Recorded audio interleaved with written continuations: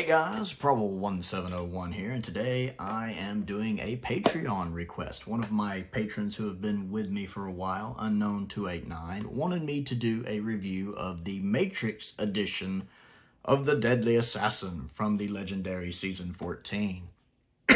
Now, the Matrix editions are an edited down version of classic Doctor Who stories with updated visual effects that have been made by Cunning Monkey, who is also a YouTuber who does a lot of updated effects. He's a very good YouTuber. I absolutely love his channel. I love his updated effects. Trust me, there are some of his updated effects I want in these box sets. Like his Horns of Naimon one is fantastic. Huge shout out to Cunning Monkey. Definitely check out his channel if you never have. He's fantastic. So I watched through the Matrix edition of The Deadly Assassin. And I have to say, that is the most I've enjoyed The Deadly Assassin in a long time. The Deadly Assassin is an odd one for me, because it's one of those stories that, in a bubble on its own, I really like it, but kind of what it does to the lore kind of bothers me. I do find it an overrated story, and I do have some issues with the lore, which I've talked about in other videos.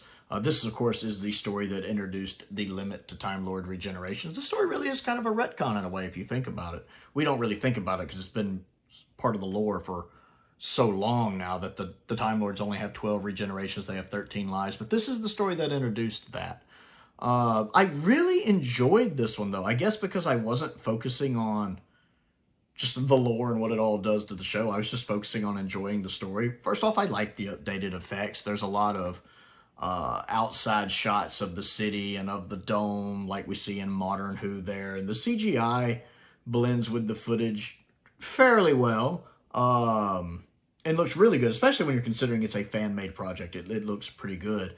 I really liked in the climax of the story when you see, like, when the shaking is going on inside, you actually see buildings outside cracking and tumbling and falling down, which fits the dialogue later when Barusa's like, half the city destroyed, so many deaths. We actually kind of see that, which is really nice. There are some updated laser effects. I like the fact that Cunning Monkey has matched the updated effects of the lasers blasting in stories like, say, Arc of Infinity, that little green shot whenever the Gallifreyan guards, the Time Lord guards, use their guns. He matches that here. And some other updated effects with laser weapons as well. I also enjoyed the runtime. This is edited down to about an hour and 16 minutes, which really works for this. It trims out a little bit. I can't really notice what's being trimmed out here and there. I did notice when they cut out the clown, when the Doctor sees the clown in the Matrix, which I never liked that scene. It's just a little weird. Usually the Matrix scenes are part of the story I don't care for. I mean, it's not that they're not filmed well. They have this very dreamlike quality to them. They tend to drag on for me. So I don't know how much was actually edited out, but it did seem to move along at a steadier clip here. To where I wasn't getting as tired of it. And usually once it gets to the part to where Groth and the Doctor are having their showdown when Groth's dressed up kind of as the hunter, it gets more interesting. And it does here too. For some reason that was clicking with me even better than usual, where I really felt the tension of the scene, where the Doctor is just steadily getting more injured and Groth is steadily getting more injured, and you kind of start to wonder which one of them is just going to fall out first and which one's still going to be left semi-standing. That actually works really well in this viewing. I don't know if that's just the mindset I was in or just the editing that was done with that, but it actually worked far more effectively than it has for me in this story in a long time. Again, I like The Deadly Assassin, but I've always found it overrated. Tom is putting in a fantastic performance. I very much enjoy his performance.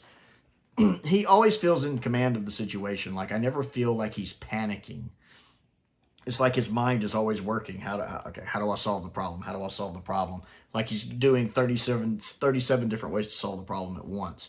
And I like that. He never feels on the back foot, even though he knows he's in dire trouble. And how clever he is to proclaim himself as president, for president, as he knows that limits him to being killed. How he skirts. I mean, he's following the law, but he's using the law not to die. I like that. It's always nice to have Bernard back here. Here he's playing, Groth, or whatever his name is. I always like when he shows up in Doctor Who. He's just a good actor, got a really booming voice. He plays a good villain here. I'm still not quite convinced of why Groth turned. I mean, he gives an explanation before he dies. I don't quite buy it. I like the design of the Master here. I think Peter Pratt is playing the Master well. I actually like the mask better than I do the makeup they use later. Although I go back and forth on that decision. But it's a good performance, and it's an interesting take on the Master here. And the Master has so much more hatred for the Doctor here. Like here, he wants the Doctor and the Time Lords dead. There's no buddy-buddy here. He wants the Doctor dead. I'm in my mind, I always feel like the Doctor was somehow responsible for his disfigurement, and that he's holding a bit of a grudge. Because, hey, who wouldn't in that situation? It's a pretty rough state to be in. I love the Castellan. Castellan, Spandrel or whatever his name is. He's the only good Castellan we've ever had. Most of the Castellans, let's be honest, are total asshats. But this Castellan is good.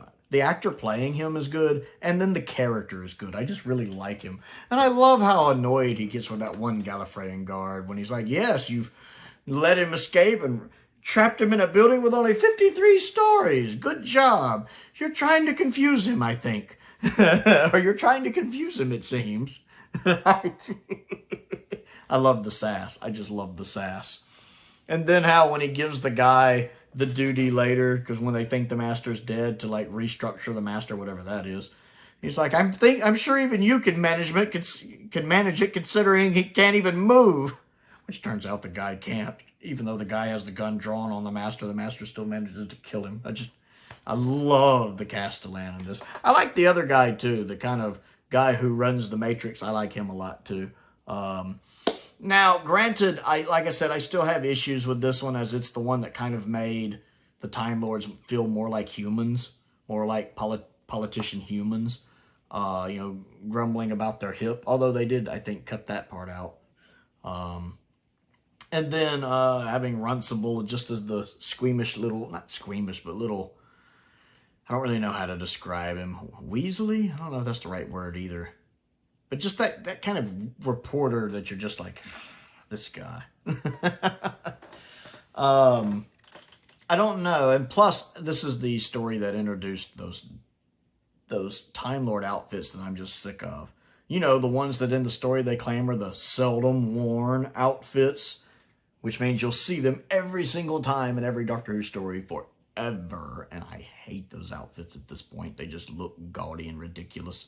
I wouldn't mind if they were actually just worn for ceremonial purposes, like they were intended in this story, a president stepping down. But I'm so sick of them at this point. But I got to admit, I also liked watching it in one go. That I took breaks in between. I would pause for a little bit, go do something else, come back to it. But because I was watching, you know, an edited together movie-length version of it, I could take breaks when I wanted. A lot of times when I'm watching them episodically, I'll take breaks between episodes. And I think with Deadly Assassin, this has taught me that sometimes I kind of don't like having to wait till the end of an episode. Sometimes I want to take a break before that. And I think maybe that's part of my, I don't want to say resentment, but my annoyance with this story is perhaps there are times when I'm kind of fed up with the episode and need a break from it, but I'll wait till the episode break. Like, you know, I might finish part 2 and then take a break, finish part 3 and then take a break. Whereas watching it in this movie length, when I felt like taking a break, I'd just pause it and go do something else and come back. And I did that a few times during the story. I think I got about 34 minutes in before I took my first break, but then the rest of the breaks came with more frequency.